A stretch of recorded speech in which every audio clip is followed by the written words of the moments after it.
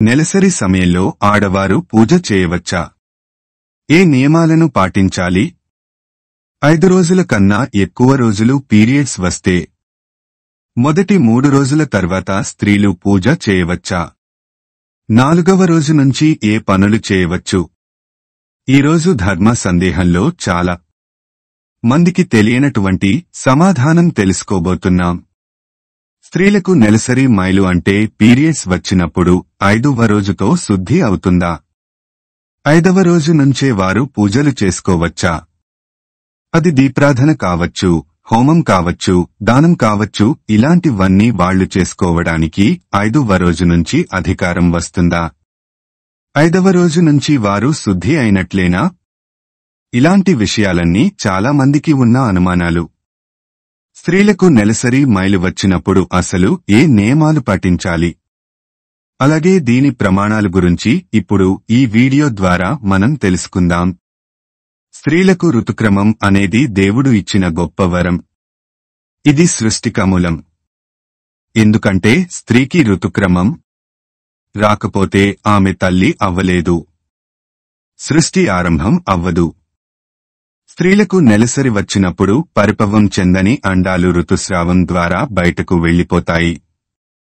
అందుకే స్త్రీలు ఈ 4 రోజులు కూడా దైవ కార్యాలని కాని, పితృ కార్యాలను కాని ఎట్టి పరిస్థితుల్లో చేయకూడదు. వీటికి దూరంగా ఉండాలి. నిజానికి స్త్రీలు ఈ 3 రోజులు కూడా ఎలాంటి దైవ కార్యాలలో పాల్గొనకూడదు. దీపారాధన చేయడం, పూజ చేయడం ఇలాంటివి కూడా చేయకూడదు. నిత్య పూజ చేసుకోవడం కూడా తప్పు అని శాస్త్రం చెప్తోంది. సూర్య నమస్కారాలు చేయడం వంటివి కూడా చేయకూడదు. మొదటి 3 రోజులు కూడా స్త్రీకి అరజదోషం ఉంటుంది. కనుక ఇటువంటి పరిస్థితుల్లో కూడా వీరికి అశుచిక ఉన్నట్టే లెక్క. ఎటువంటి దైవ పితృ కార్యాలకు మైలు ఉన్నవారు వీటికి దూరంగా ఉండాలి. హిందూ ధర్మశాస్త్రం ప్రకారం ముట్టు 3 రోజులు కూడా పైన చెప్పినట్లు ఎలాంటి వాటిని చేయకూడదు. 4వ రోజు స్నానం చేసిన తర్వాత ఇంట్లోకి రావడానికి భర్తని, పిల్లల్ని ముట్టుకోవడానికి, భర్తకు సేవ చేసుకోవడానికి వారికి అధికారం ఏర్పడుతుంది.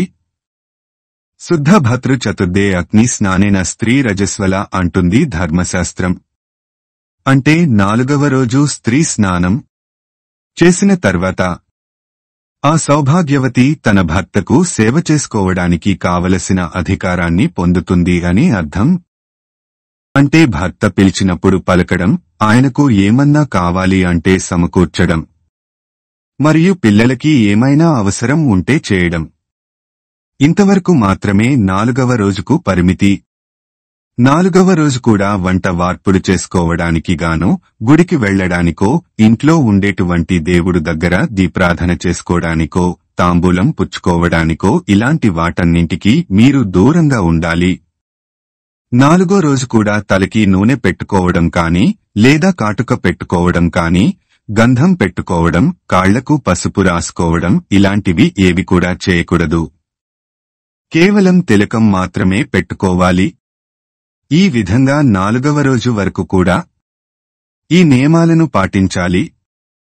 5వ రోజు వచ్చేసరికి ఏమన్నారంటే, దైవే కర్మణి పిత్రేయ చ పంచమే హనిసిద్ధ్యతి అని ధర్మశాస్త్రంలో ఉన్నటువంటి మాట.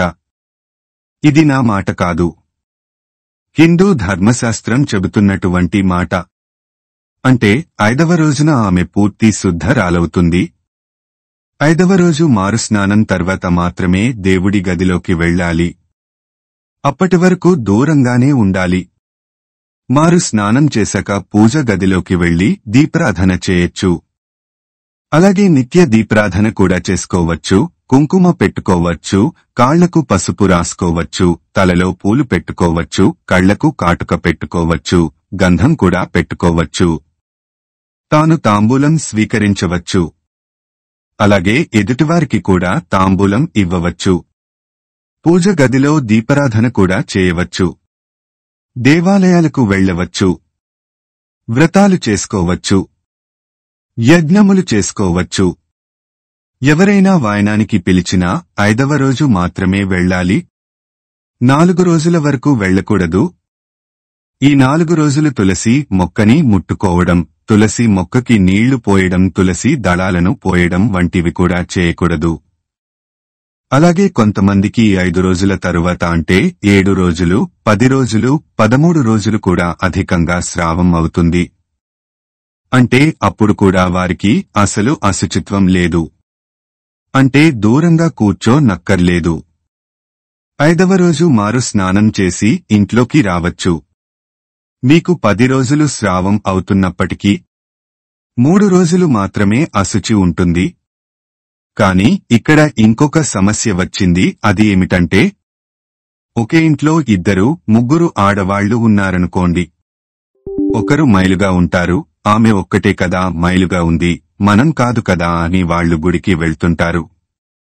ఇది కూడా దోషమే. అలా అస్సలు వెళ్లకూడదు. ఎందుకంటే ఆమె కూర్చున్న చోటే మీరు కూర్చుంటున్నారు. ఆమె తిరిగే చోటే మీరు తిరుగుతున్నారు. కాబట్టి ఆ ఇంట్లో ఉన్న వారందరూ ఈ 3 రోజులు ఎలాంటి దైవ కార్యక్రమాలు చేయకుండా దూరంగా ఉండాలి.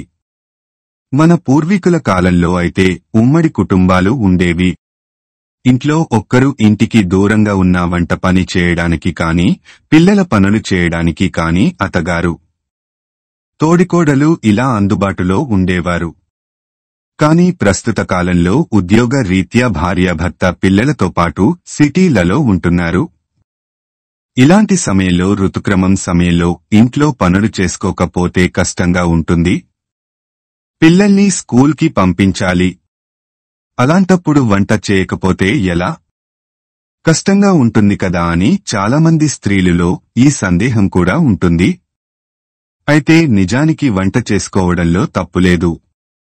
తప్పనిసరి అయినట్టయితే ఖచ్చితంగా వంట చేసుకోవచ్చు. కానీ వంట చేసుకునేటప్పుడు కొన్ని నిల్వ ఉండే వస్తువులని ముట్టుకోకుండా పక్కన ఉంచుకోవడం మంచిది. మొత్తం బియ్యాన్ని కాకుండా కొద్దిగా పక్కకు ముందే పెట్టి ఉంచి వాడడం వంటివి చేయండి.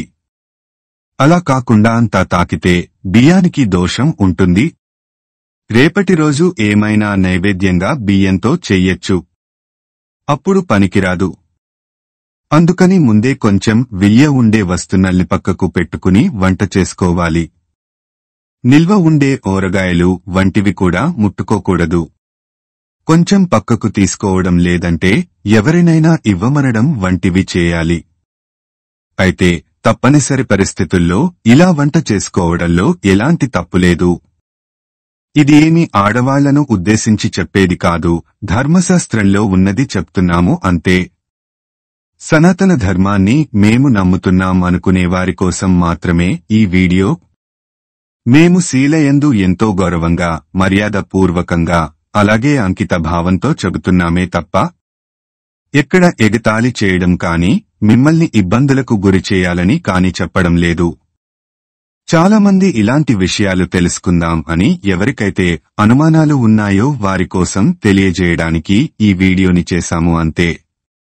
ఈ వీడియో గనుక మీకు నచ్చినట్లయితే ప్లీజ్ లైక్ చేసి మీ ఫ్రెండ్స్ కి షేర్ చేయండి.